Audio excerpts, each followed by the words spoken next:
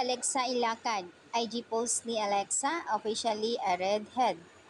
At dito, bagong salon na naman ang kanyang pinopromote at Daol Salon Manila, nailed by Dream Hair. Super napakaganda talaga.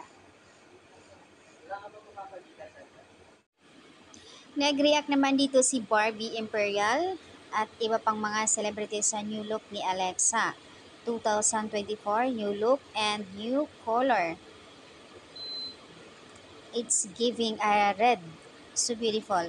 Bit ko yan. Kulay hair mo. Bagay na bagay sa'yo. Sa mga mapuputi bagay. It's giving beautiful, gorgeous girl. Nice.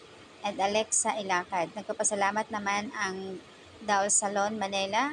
And we are happy to have and thank you for the choosing us. You look like now a pop star, Korean.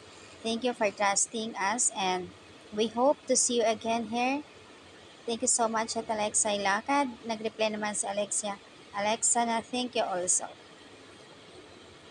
Mas tama yung gastador kesa sa Disney Princess. Paano na nga lang ang hair extensions? I love it. So, ayan po. Ang dami nag-react dito sa post ni Alexa. Malachusa talaga. Napakaganda naman kasi ng pagpasok ni Alexa 2024. Ganda ng kanyang hair and new look. Napakaganda.